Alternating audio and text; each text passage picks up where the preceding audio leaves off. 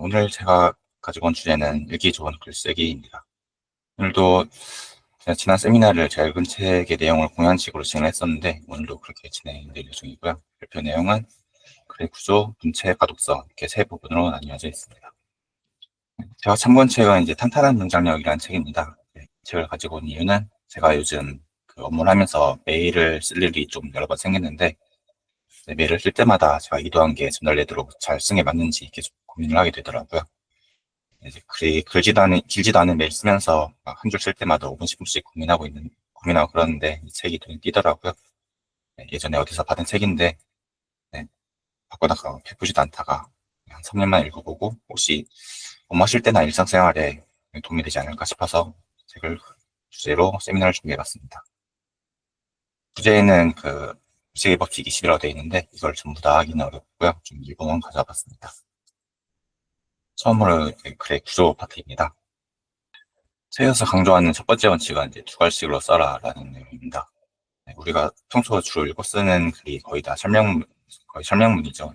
뉴스 기사를 보거나 보고서를 쓰거나 제가 언급했던 것처럼 업무메일을 쓰거나 거의 모두 특정한 주제를 가지고 있는 글입니다.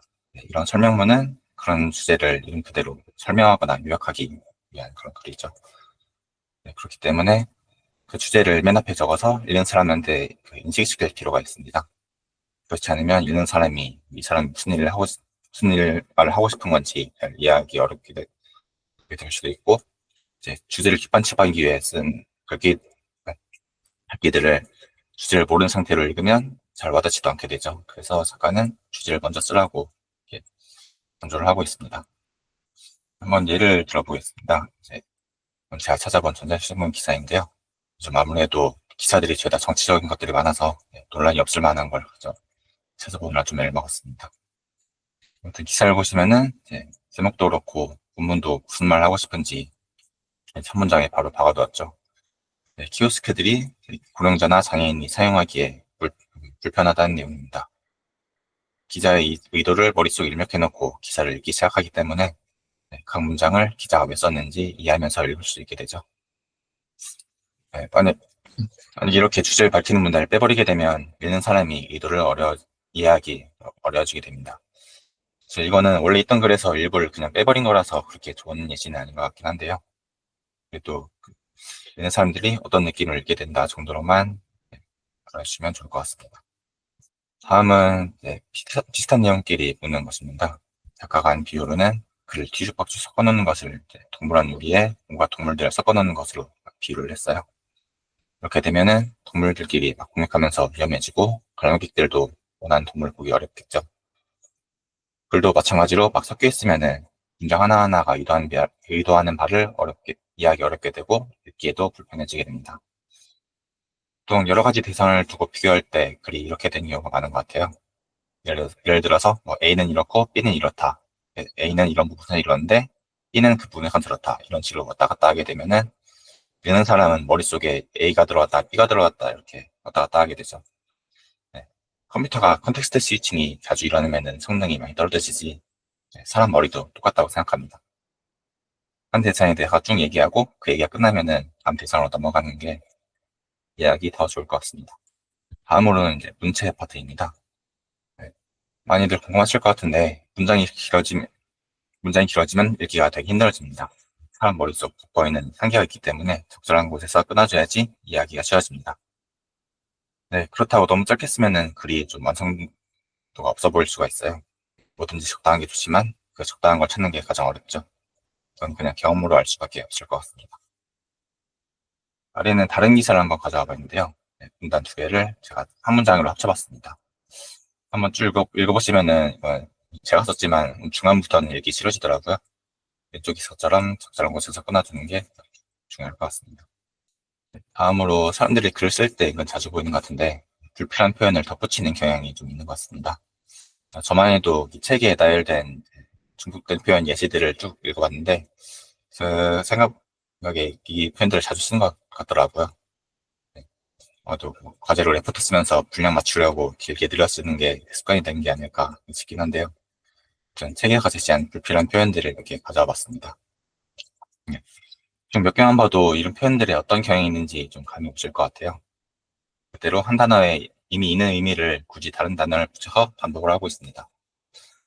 예를 들어서 크다라는 말은 이미 크기를 얘기하고 의미하고 있는데 굳이 거기에 크기가라는 말을 붙이고 있습니다. 이런 표현이 한두 개는 몰라도 계속 반복되다 보면은 많이 거슬릴 수가 있어요. 이런 걸 줄이는 게 간결한 문장을 쓰는데 어느 정도 도움이 될 것 같습니다. 다음으로 병렬 구조에 관한 내용입니다. 예, 한 문장 안에 비슷한 요소들을 일관되게 표현한 것이라고 되어 있는데요. 네, 이 문장보다는 그 예시를 보시는 게 더 이해하기 쉬우실 것 같습니다. 이거는 제가 한번 예시로 써본 문장인데요. 내일 무엇을 할 것이라고 세 가지를 나열했는데 왼쪽보다는 오른쪽이 더 간결하고 머릿속에 잘 들어오죠. 물론 뭐 과제, 운동, 독서, 세 활동의 순서가 중요하거나 아니면은 뭐 운동을 하러 나갔다가 다시 들어오는 게 중요해서 이렇게 강조를 했을 수도 있죠. 언제나 그렇듯이 항상 적당한 게 중요하다고 할 수 있겠습니다. 또 이런 방식을 쓸 때 좀 주의하실 필요가 있는데요. 이게 비문이 되기 쉽습니다. 이건 제가 인터넷상이나 친구들하고 메시지 주고받을 때 자주 나왔던 것 같은데요. 책을 읽는 것과 음악을 듣는 것을 줄이려다가 책과 음악을 듣는 것이란 말이 돼버렸습니다. 책은 읽어야지 듣는 게 아니니까 이렇게 쓰면 비문이 되어버리죠. 다음은 문장을 다양하게 쓰라는 내용입니다. 문장이 이렇게 A는 B다, B는 C다 이렇게 쭉 가면은 너무 딱딱하고 불편해질 수가 있죠. 이것처럼 문장의 시작 부분을 좀 다양하게 해줘도 훨씬 부드러워진다고 합니다. 옛날에 문장의 다양한 형식이라고 적어놨는데 이걸 굳이 의식하면서 글 쓰시기보다는 그냥 문장 시작을 좀 다양하게 해봐야겠다 이 정도만 생각만 해도 괜찮지 않을까 싶습니다. 마지막으로 가독성 파트입니다. 글에 여백을 주면은 훨씬 읽기 쉬워집니다. 이거는 제가 원래부터 메일 같은 거 쓸 때 자주 썼는데요. 아마 많은 분들이 이미 알고 계시지 않을까 싶습니다. 아래는 전에 인용했던 기사를 편집을 해서 한번 여백을 없애봤어요. 뭐가 더 읽기 편한지는 눈에 확 들어오죠. 이렇게 적절히 여백을 주는 건 가독성에 큰 도움이 된다고 할 수 있겠습니다. 제가 준비한 마지막 부분입니다. 가독성을 높이는 도구를 사용하는 건데요. 그냥 글만 쭉 쓰기보다는 이런 기호를 넣어주면 읽기 훨씬 편해집니다. 특히 이렇게 번호를 매기는 거는 국가기원회가 내보내는 보도자료 같은 거 보시면은 자주 보실 수 있을 거예요. 보고서 같은 거 잘 쓰고 싶으시면은 이런 보도자료 자주 보시면 도움이 될 수도 있습니다. 이런 거 몇 년째 쓰는 사람들이 이런 거 몇십 년 쓴 사람한테 검수받고 나가는 거라서요. 되게 정리가 잘 돼 있더라고요. 형식뿐 아니라 내용도 은근 도움되는 거 많아서 보면 괜찮을 것 같습니다. 제가 준비한 내용은 여기까지고요. 읽기 좋다는 것에 절대적인 기준은 있을 수가 없습니다. 그냥 많이 읽고 써보면서 경험을 늘리는 수밖에 없을 것 같습니다. 다루는 인용구는 앞에 까먹고 얘기를 안 했었는데 책에 적혀있는 인용구예요. 이 내용 기억해두면은 앞으로 글 쓰는데 좀 도움이 될 것 같아서 넣어봤습니다. 제가 준비한 내용이 여러분께 좀 도움이 됐으면 좋겠고요. 이상으로 세미나를 마치겠습니다. 혹시 질문하실 거 있으신가요? 없으시면은 이상으로 발표 마치도록 하겠습니다. 감사합니다.